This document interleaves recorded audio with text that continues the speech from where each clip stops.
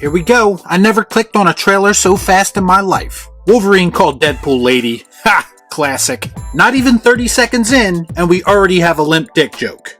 This is going to be peak cinema. Unless you want to take a deep breath through your forehead is my new favorite Deadpool line. Did you just stab Deadpool in the dick? The banter between these two is going to be worth the price of admission alone. A Madonna needle drop? Okay, I see you. I'm calling it now. This movie's going to have more heart than people think. Heart wrapped in jokes about getting wet, but heart nonetheless. Did they turn Ant-Man's skull into a spaceship?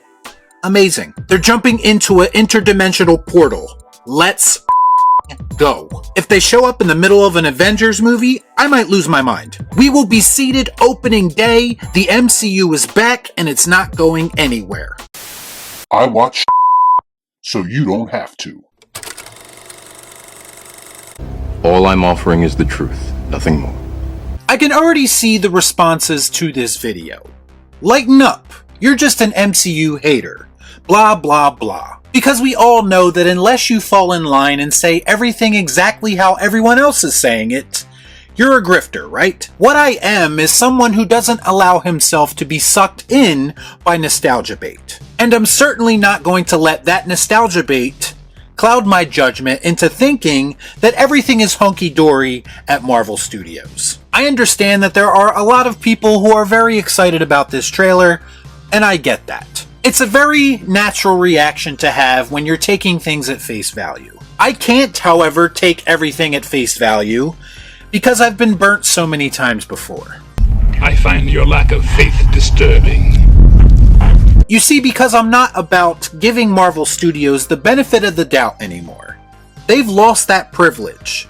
They have to earn my trust back. And flashing around Tobey Maguire's Spider-Man before, or now Hugh Jackman's Wolverine, isn't enough to do that. Don't get me wrong, those are two characters that I love, but red flags have been going up everywhere since Jump Street. Does anyone else notice that Kevin Feige seems to be leaning on characters that aren't his as a way of winning back fans? There was a rumor just yesterday that Kevin Feige was considering making X-Men 97 canon in the MCU. And why is that exactly? Well, W's are rare when it comes to Marvel Studios these days, so they're pretty much aiming to take credit for anything they possibly can at this point. Make no mistake about it, X-Men 97 was successful because of nostalgia. Spider-Man No Way Home was successful because of nostalgia. And Deadpool and Wolverine will most likely be successful because of nostalgia.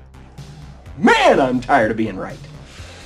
You see, Kevin Feige and Marvel Studios aren't breaking new ground anymore, and they're not even trying to hide it. They are rehashing things from the past because they can't come up with good shit on their own anymore, and that's a fact. Now, I know that doesn't matter to some, and some people are just happy that we have these movies at all, no matter the circumstances. And again, I get it. This is one of the last gasps of the comic book movie genre that is heading south right now. So you have a lot of people holding on to the golden days of what Marvel Studios once was when their content actually meant something. It's kind of ironic that they're holding on to the Fox X-Men characters of all things, considering they called them inferior for years, but I digress.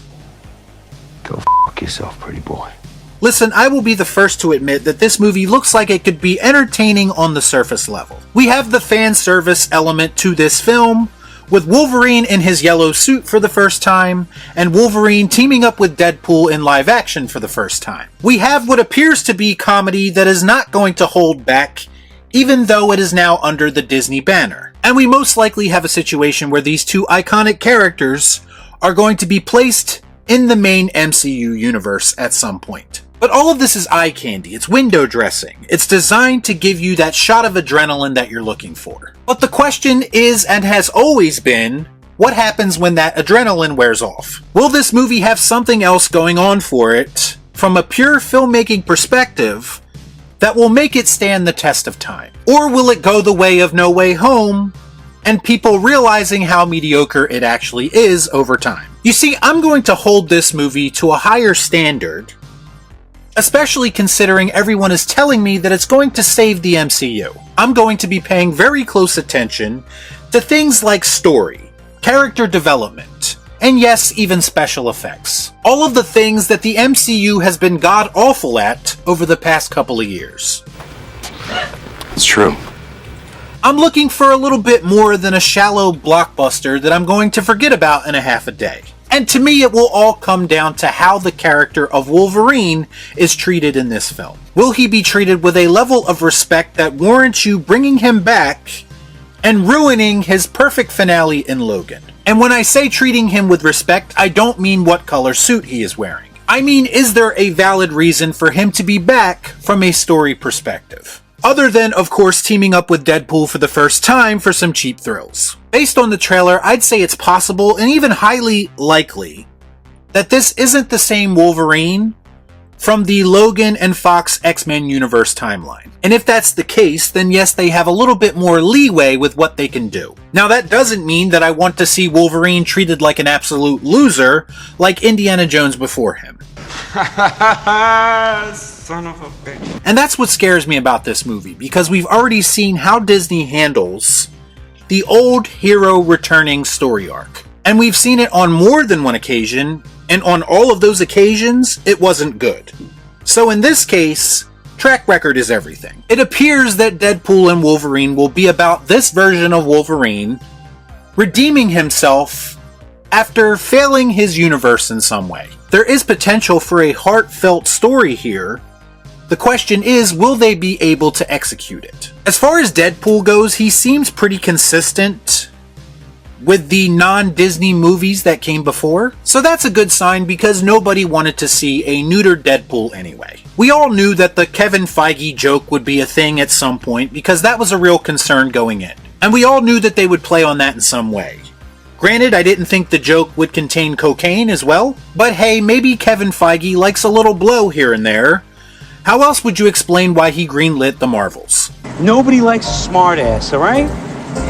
Bottom line, I do think that Deadpool and Wolverine has potential to be entertaining. The question remains, though, on what level. Because I personally am going to need a little bit more than Easter eggs and cameos. If this is truly going to save the MCU, then I need this movie to show me the one thing that most MCU films have been lacking recently, and that's direction. Otherwise, the MCU will revert back to where it was prior to this movie, clueless and devoid of any purpose. I'm going to be cautiously optimistic about this film, and if I'm being honest, it's going to take a lot for a movie like this to overcome the superhero fatigue that I'm currently feeling. If I'm being completely honest, it feels like this movie is coming about 5 years too late. But you know what? A great concept and great execution of that concept can overcome something like that. I just hope that Marvel Studios put the right people in the right situations to succeed this time. Otherwise, this movie could spell the official end of the MCU as we know it. Y'all be cool. Right on.